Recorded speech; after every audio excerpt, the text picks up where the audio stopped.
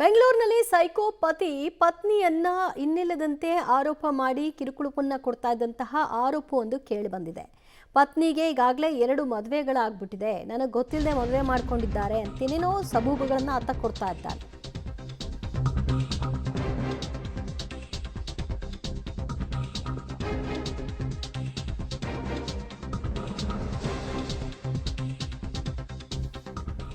Psycho ಪತಿಯ ವಿರುದ್ಧ ಮೇಘಶ್ರೀ ಕಾನೂನು ಸಮರಕ್ಕೂ ಕೂಡ ಮುಂದಾಗಿದ್ದಾರೆ. ಬೆಂಗಳೂರಿನಲ್ಲಿ ದಂಪತಿ ಕಲಹ, 3ನೇ ಮದುವೆ, ಬ್ಲ್ಯಾಕ್ ಮೇಲ್ ಇತ್ಯಾದಿ ಆರೋಪ ಪ್ರತ್ಯಾರೋಪಗಳು ಕೇಳಿಬಂದಿದೆ. ನನ್ನ ಪತ್ನಿಗೆ ಈಗಾಗಲೇ 2 ಮದುವೆಗಳಾಗಿದೆ, ಇದು ನಾನು ಮದುವೆ ಆಗಿರೋದು 3ನೇದು. ಆ ಮದುವೆ ವಿಚಾರವನ್ನ ಮುಚ್ಚಿಟ್ಟು ನನ್ನನ್ನು ಬ್ಲ್ಯಾಕ್ ಮೇಲ್ ಮಾಡಿದ್ದಾರೆ ಅಂತೆಲ್ಲ ಆತ ಆರೋಪ ಮಾಡ್ತಾ ಇದ್ದಾನೆ. ಆದರೆ ಈಕೆ ಹೇಳೋದು ನನ್ನ ನಗ್ನ ಫೋಟೋವನ್ನು ಇಟ್ಕೊಂಡು ಬ್ಲ್ಯಾಕ್ ಮೇಲ್ ಮಾಡಲಾಗ್ತಾ ಇದೆ ಅನ್ನುವಂತಹ ಆರೋಪವನ್ನು ಮಾಡ್ತಾ ಇದ್ದಾರೆ. ಈ ಸಂಬಂಧ ಇಬ್ಬರೂ ಕೂಡ ಠಾಣೆಗೆ ಹೋಗಿದ್ದಾರೆ, ಕೇಸ್ಗಳನ್ನು ಹಾಕ್ಕೊಂಡಿದ್ದಾರೆ. ಆಕೆ ಹೇಳೋದು ಪ್ರೂವ್ ಮಾಡು ಅಂತ.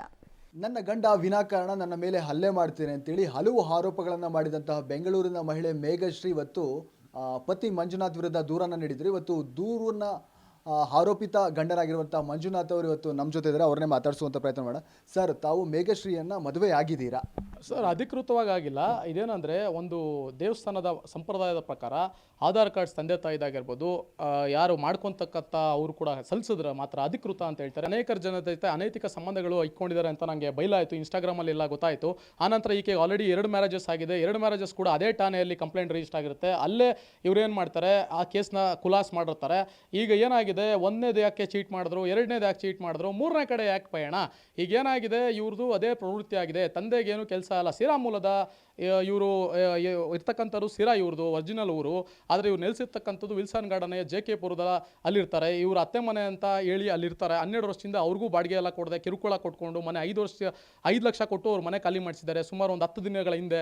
ಇದು ಇವ್ರದ್ದು ಪ್ರವೃತ್ತಿ ಎಲ್ಲ ನಂಗೆ ಗೊತ್ತಾಗೋಯ್ತು. ದಾಖಲೆಗಳೆಲ್ಲ ಕೊಟ್ಟು ಕೇಳಿ, ಯಾಕಂದ್ರೆ ರಿಜಿಸ್ಟರ್ ಮದುವೆ ಆಗೋಣ, ನೀನು ದಾಖಲಾತಿಗಳು ಕೊಡು ಅಂತ ಕೇಳಿದಾಗ ಏನು ಮಾಡಿದ್ರು, ಇದೆಲ್ಲ ಪ್ರಶ್ನೆ ಮಾಡಿದ್ದಕ್ಕೆ ನನ್ನ ವಿರುದ್ಧ ಅಲ್ಲಿ ಇಲ್ಲ ಸಲ್ಲದ ಆರೋಪ. ಈಗ ಸ್ಟೇಷನ್ ಲೀವೇ ಲೆಟ್ರ್ ಓದಿದ್ರಿ, ಏನು ಮರ್ದಿದೆ ಅಂತ ನನ್ನ ಬೈದಿದ್ದಾರೆ ಅಂತ ಬಿಟ್ಟರೆ ಬೇರೆ ಏನೂ ಆಗಿಲ್ಲ.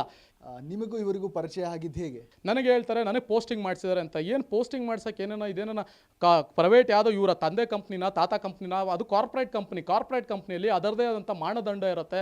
ನನ್ನ ಕ್ರೈಟೀರಿಯಾ, ನನ್ನ ಎಕ್ಸ್ಪೀರಿಯನ್ಸ್ ತಕ್ಕಂಗೆ ನನಗೆ ಸಂಬಳ ಕೊಡ್ತಾರೆ. ಆ ನಂತರ ಇಲ್ಲ ಅಂದರೆ ನಾನು ಉದ್ಯೋಗ ಮೇಳ ಆಯೋಜನಕ್ಕೆ ಲಕ್ಷಾಂತರ ಜನ ಕೆಲಸ ಕೊಡ್ಸೀನಿ. ನೋಡಿ, ನಿಮ್ಮ ಪ್ರಶಸ್ತಿಗಳೇ ಉದಾಹರಣೆ, ರಾಷ್ಟ್ರ ಪ್ರಶಸ್ತಿ ವಿಜೇತ ಕೂಡ ಆಗಿದ್ದೀನಿ ನಾನು. ನಮ್ಮ ಕುಟುಂಬದ ತೇಜೋವಧಿ ಮಾನಹಾನಿ ಮಾಡ್ಬೇಕಂತಾನೆ ಹನಿ ಟ್ರ್ಯಾಪ್ ಅಂತ ಹೇಳಲಿಕ್ಕೆ ಪದ ಬಯಸ್ತೀನಿ. ತಾವು ಆಕೆ ಮೇಲೆ ಹಲ್ಲೆ ಮಾಡಿದ್ರಿ, ವಿನಾಕಾರಣ ಬೈಯುವಂಥ ಕೆಲಸವನ್ನು ಕುಡಿದು ಬಂದು ಮನೆಯಲ್ಲಿ ಗಲಾಟೆ ಮಾಡ್ತಿದ್ರು, ಹಾಗಾಗಿ ಆ ದೂರನ್ನ ಪೊಲೀಸ್ ಠಾಣೆಗೆ ಸಲ್ಲಿಸಿದ್ದು. ಈಗ ತಾವು ಅವ್ರ ಮೇಲೆ ಮಾಡ್ತಿರೋಂಥ ಆರೋಪ ಏನು? ನಾನು ಮಾಡ್ತಾಗ ಈಗ ಕುಡ್ದಿದ್ದೀನಿ ಅಂತ ಹೇಳ್ತಾರಲ್ಲ, ಮೆಡಿಕಲ್ ಗ್ರೌಂಡ್ಸು, ಮೆಡಿಕಲ್ ರಿಪೋರ್ಟ್ ಮಾಡಲಿ, ದಾಖಲೆಗಳು. ಈಗ ಆಕೆಯನ್ನು ಬೈದಿದ್ದೀನಿ ಅಂದರೆ ಎವಿಡೆನ್ಸ್ ಇಸ್ ವೆರಿ ಇಂಪಾರ್ಟೆಂಟ್. ಯಾಕೆಂದ್ರೆ ಯಾವುದೇ ಒಂದು ಸಾಕ್ಷ್ಯ ಇಲ್ಲದೆ ಒಬ್ಬ ವ್ಯಕ್ತಿ ಬಗ್ಗೆ ತೇಜೋವಧಿ ಮಾಡೋದಾಗಿರ್ಬೋದು, ಮಾಡೋದು ಅಪರಾಧ. ಯಾಕೆ ಪೊಲೀಸ್ ಸ್ಟೇಷನಲ್ಲಿ ಅದು ಉಲ್ಲಂಘನೆ ಆಗಿಲ್ಲ, ಯಾಕೆ ಬರ್ದಿಲ್ಲ? ಈಗ ಚೇಂಜ್ ಮಾಡೋಕ್ಕಾಗಲ್ಲ ರಿಪೋರ್ಟ್, ಯಾಕೆಂದರೆ ಪೊಲೀಸರಿಗೆ 2 ಕೇಸುಗಳು ಅಲ್ಲೇ ಖುಲಾಸಾಗಿರುತ್ತೆ. ಈಕೆ ಹಿನ್ನೆಲೆ ಬ್ಯಾಕ್ಗ್ರೌಂಡ್ ಎಲ್ಲ ಗೊತ್ತಿರುತ್ತೆ. ಇನ್ನೊಂದು ಈಕೆ ಏನು ಮಾಡ್ತಾರೆ, ರೌಡಿ ಶೀಟ್ರು ಕುಮಾರ್ ಅಲಿಯಾಸ್ ಕುಟ್ಟಿ ಅನ್ನೋನ್ನ ಕರ್ಕೊಂಡು ಸ್ಟೇಷನ್ಗೆ ಯಾವಾಗೂ ಅವ್ರ ಹತ್ರ ಫೋನ್ ಮಾಡಿಸೋದು, ಯಾರೋ ಪ್ರಕಾಶ್ ಅನ್ನೋರ ಹತ್ರ ಎಲ್ಲ ಫೋನ್ ಮಾಡಿಸಿದಾರಂತೆ.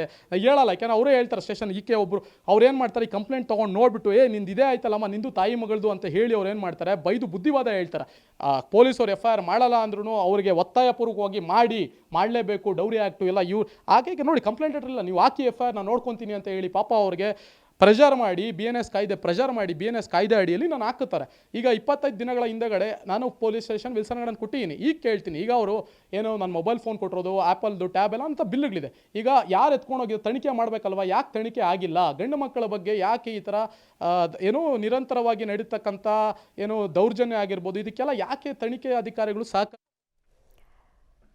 ಮಂಜುನಾಥ್ನ ಆರೋಪವನ್ನ ಪತ್ನಿ ಮೇಘಶ್ರೀ ನಿರಾಕರಿಸಿದ್ದಾರೆ. ಆತ ಮಾಡ್ತಾ ಇರೋ ಆರೋಪ ಎಲ್ಲ ಕೂಡ ನಿರಾಧಾರ.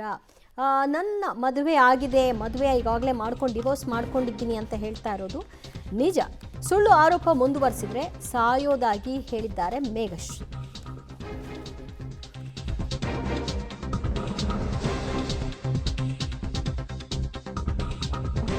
ನಿರಾಕರಿಸ್ತಾ ಕೆಲವೊಂದು ವಿಚಾರವನ್ನು ಒಪ್ಪಿಕೊಂಡಿದ್ದಾರೆ. ನನಗೆ 2 ಮದುವೆ ಆಗಿರೋದು ನಿಜ, ಡಿವೋರ್ಸ್ ಆಗಿರೋದು ನಿಜ ಅಂತ ಕೂಡ ಹೇಳಿದ್ದಾರೆ.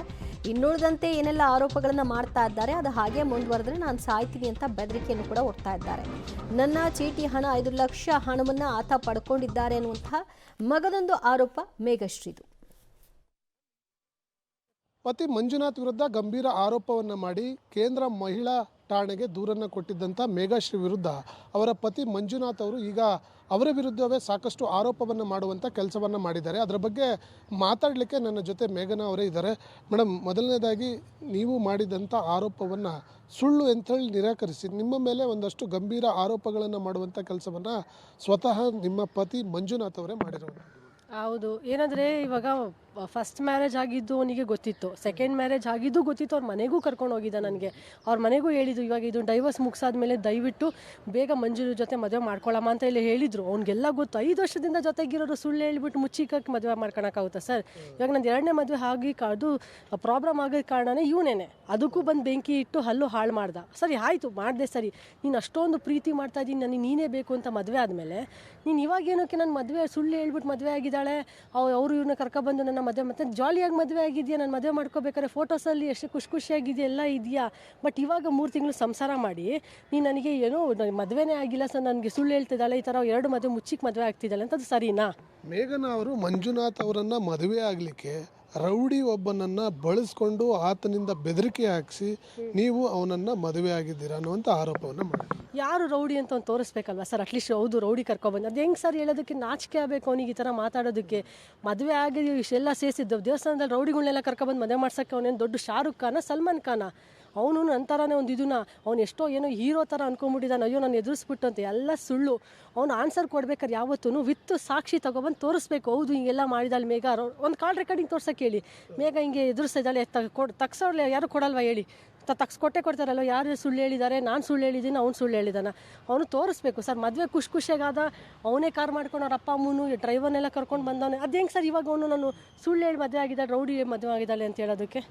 ಮೇಘಶ್ರೀ ಹಣ ಮಾಡಲಿಕ್ಕೋಸ್ಕರ 1, 2, 3, 4ನೇ ಗಂಡನನ್ನು ಕೂಡ ಮಾಡಲಿಕ್ಕೆ ಪ್ರಯತ್ನ ಪಡ್ತಾನೆ. ಈಗ ನನ್ನನ್ನು ಮದುವೆಯಾಗಿ ನನ್ನನ್ನು ಬಿಟ್ಟು ಮತ್ತೊಬ್ಬನ ಜೊತೆ ವಿಡಿಯೋ ಕಾಲ್ಗಳಲ್ಲಿ ಮಾತನಾಡುವಂಥದ್ದು, ಬೇರೆಯವ್ರ ಜೊತೆ ಸಂಪರ್ಕ ಮಾಡುವಂಥ ಕೆಲಸ, ಅಂದರೆ ವೃತ್ತಿಯನ್ನಾಗಿ ಮಾಡಿಕೊಳ್ಳುವಂಥ ಕೆಲಸಕ್ಕೆ ಮೇಘ ಅವ್ರು ಮುಂದಾಗಿದ್ದಾರೆ ಅನ್ನುವಂಥ ಆರೋಪವನ್ನು ಕೂಡ. ಅಷ್ಟು ಚೆನ್ನಾಗಿ ಹೇಳಿದಾನ. ಇವಾಗ 3ನೇ ಮದುವೆ ಆಗಿರೋದು ಇವನ್ನೇ ಅಲ್ವಾ? 3ನೇ ಮದುವೆ ಆಗ್ಬೇಕಾದ್ರೆ ಪ್ರತಿಯೊಂದು ಗೊತ್ತು. ನೀನು ಹೇಳು ಗೊತ್ತಿರೋನು ಅದು ಹೆಂಗೆ ನನ್ನ ಮದುವೆ ಆದ ಇವಾಗ ನಾನು ಹನಿ ಟ್ರ್ಯಾಪ್ ಮಾಡ್ತಾಯಿದ್ದೀನಿ ಅಂತ ಎಲ್ಲ ಒಂದು ಹಾಕಿದ್ದಾನೆ. ಹನಿ ಟ್ರ್ಯಾಪ್ ಮಾಡ್ತಿದ್ದವನು ನನ್ನ ತಂಗಾರೆ ನಾನು ದುಡಿಯೋದು 60,000 ರೂಪಾಯಿ ದುಡಿಯೋಳು ಏನು ಮಾಡ್ತಾವಳೆ? ಅವನು 70,000 ದುಡಿಯೋನು 25 ಲಕ್ಷ ಕೊಟ್ಟವನೆ ಅಂತ. ಅದು ಹೆಂಗೆ ಸರ್ 70,000 ದುಡಿಯೋನು 25 ಲಕ್ಷ ಇಟ್ಕೊಂಡಿದ್ದ? ನಾನು ನಿಮ್ಗೆ ಕೇಳೋದು. ಅವ್ನು ದೊಡ್ಡ ಇವನು ಬಡ್ಡಿ ವ್ಯವಹಾರ ಮಾಡ್ತಿದ್ರು, ಅವನು ಕೂಡ ಒಂದು ಇದರಿಂದ ತೆಗಿಬೇಕು, ಕೊಡಬೇಕು. ಅವ್ನು ಹೇಳ್ತಾನೆ ದುಡ್ಡು ಮಾಡ್ತಾರೆ. ಸರ್ ಎಲ್ಲಿಂದ ದುಡ್ಡು ಮಾಡೋಕ್ಕೆ ಸಾಧ್ಯ? ನಾನು ಮಾಡೋಳು ಯಾವುದೋ ಒಂದು ಮನೇಲಿ ಇದ್ದೀವಿ ನಾವು ಲೀಸ್ಗೆ ಹಾಕಿಸ್ಕೊಂಡು, ಆ ಮನೆ